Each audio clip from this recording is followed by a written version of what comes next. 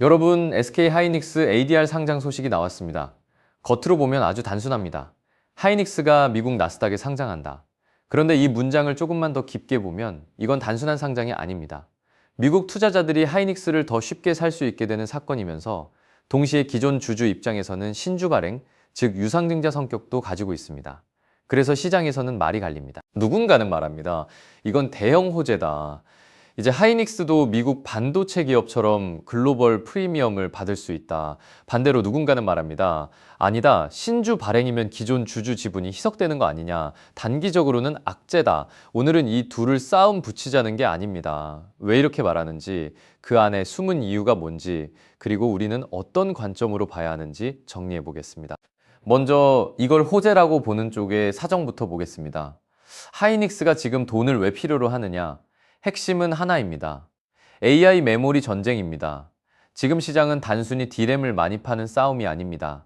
HBM, 첨단 패키징, EUV, 대규모 팹 증설, 이런 것들이 모두 필요한 시기입니다. AI 서버가 늘어나면 늘어날수록 고성능 메모리에 대한 수요는 커집니다. 그런데 문제는 생산 능력입니다. 수요가 있어도 만들 공장이 부족하면 돈을 벌 수 없습니다. 기술이 있어도 장비가 부족하면 시장을 먹을 수 없습니다. 그래서 하이닉스 입장에서 이번 ADR 상장은 이런 메시지를 던지는 겁니다. 우리는 지금 자본을 끌어와서 AI 메모리 전쟁의 생산 능력을 더 키우겠다. 이 관점에서 보면 이번 상장은 단순한 돈 빌리기가 아닙니다. 체급 확장입니다. 무협지로 비유하면 이렇습니다. 이미 강호에서 검술은 인정받았습니다. 그런데 이제 천하제일검이 되려면 더 큰 수련장, 더 좋은 검, 더 많은 제자가 필요합니다. 그걸 위해 문파 박자본을 끌어오는 겁니다. 그래서 호재론자들은 이렇게 봅니다. 신주 발행은 맞지만 그 돈이 낭비되는 게 아니라 HBM과 첨단 반도체 설비에 들어간다면 장기적으로는 이익 증가로 돌아올 수 있다. 또 하나 중요한 건 외국인 접근성입니다. 지금까지 미국 투자자가 하이닉스를 사려면 한국 시장에 접근하거나 한국 ETF를 통해 간접적으로 사야 했습니다. 그런데 ADR이 생기면 미국 시장에서 바로 거래가 가능해집니다. 이건 단순히 편의성 문제가 아닙니다. 미국 기관 투자자, 글로벌 펀드, 반도체 ETF 입장에서 편입 문턱이 낮아지는 겁니다. 즉, 시장이 넓어집니다. 한국 안에서만 평가받던 회사가 미국 반도체 시장의 비교 대상 안으로 더 강하게 들어갈 수 있습니다. 이게 호재론의 핵심입니다. 하이닉스가 한국 대표 반도체주에서 글로벌 AI 메모리 대표주로 재평가될 수 있다. 그런데 여기서 반론이 나옵니다. 좋은 말은 알겠는데 결국 신주 발행 아니냐? 이 말도 맞습니다. 기존 주주 입장에서는 주식수가 늘어납니다. 주식수가 늘어나면 같은 이익을 더 많은 주식이 나눠 갖게 됩니다. 이걸 희석이라고 합니다. 쉽게 말하면 피자 한 판을 8조각으로 나눠 먹다가 10조각으로 나눠 먹는 것과 비슷합니다. 피자 자체가 더 커지지 않으면 내 몫은 줄어듭니다. 그래서 단기 투자자 입장에서는 부담입니다. 특히 주가가 이미 많이 오른 상태라면 더 그렇습니다. 주가가 오른 뒤에 대규모 증자 뉴스가 나오면 시장은 이렇게 생각할 수 있습니다. 회사가 높은 주가를 이용해서 자금을 조달하는구나. 이건 기업 입장에서는 영리한 선택일 수 있지만 단기 주주 입장에서는 부담으로 느껴질 수 있습니다. 여기에 국민연금 리밸런싱 문제가 겹칩니다. 하이닉스와 삼성전자가 너무 많이 오르면 국민연금 같은 대형 기관은 내부 비중 관리 문제가 생깁니다. 아무리 좋은 종목이라도 특정 종목이나 특정 섹터 비중이 지나치게 커지면 일부를 팔아서 균형을 맞춰야 합니다. 이게 리밸런싱입니다. 여기서 중요한 건 국민연금이 하이닉스를 싫어해서 파는 게 아니라는 점입니다. 너무 많이 올라서 규칙상 줄여야 하는 상황이 생기는 겁니다. 이건 개인 투자자와 다릅니다.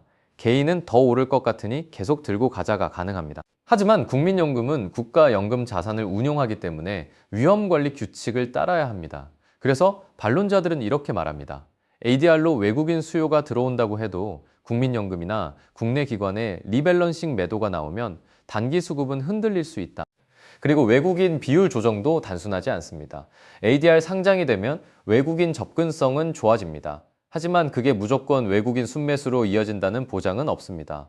어떤 외국인은 ADR을 사기 위해 한국 본주를 팔고 갈아탈 수도 있습니다.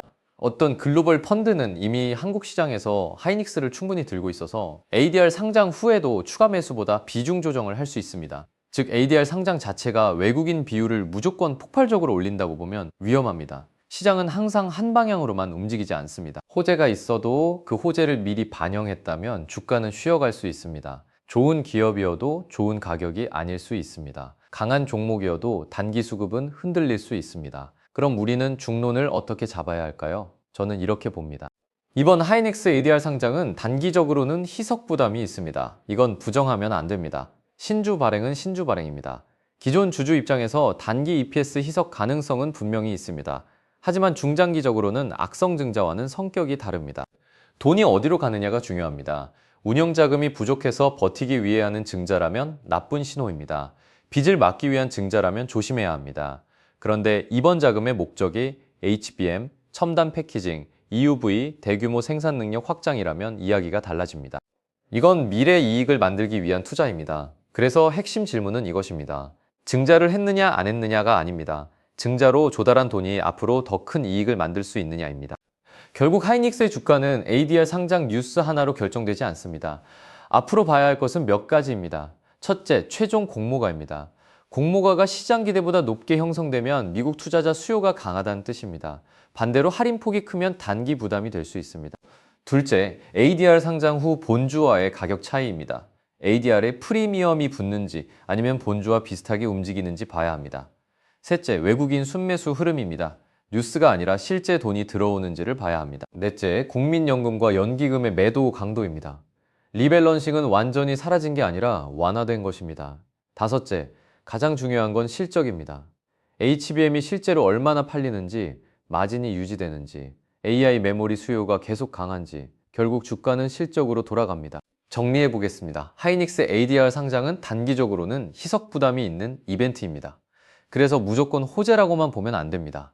하지만 자금 사용처가 AI 메모리 생산 능력 확대라면 장기적으로는 체급을 키우는 이벤트가 될 수 있습니다.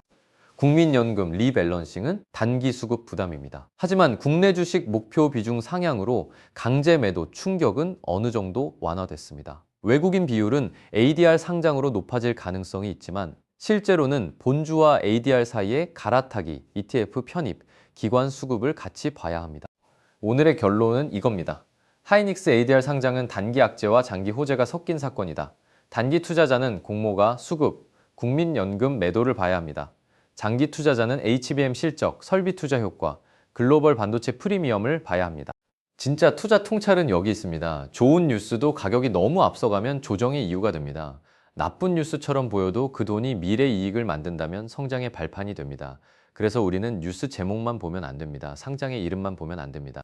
유상증자라는 단어에만 겁먹어도 안 됩니다. 반대로 나스닥이라는 단어 하나에 흥분해서도 안 됩니다. 돈이 어디서 들어오고 어디로 쓰이고 누가 사고 누가 파는지 그리고 그 결과가 실적으로 연결되는지 그걸 봐야 합니다. 하이닉스 ADR 상장은 하나의 사건이 아니라 AI 메모리 전쟁에서 하이닉스가 체급을 키우는 과정입니다. 문제는 그 체급 확장이 기존 주주에게 보상으로 돌아올 수 있느냐입니다. 결국 답은 시장이 아니라 실적이 증명할 겁니다. 이런 현실적인 돈 이야기 원하신다면 좋아요와 구독 부탁드립니다. 감사합니다.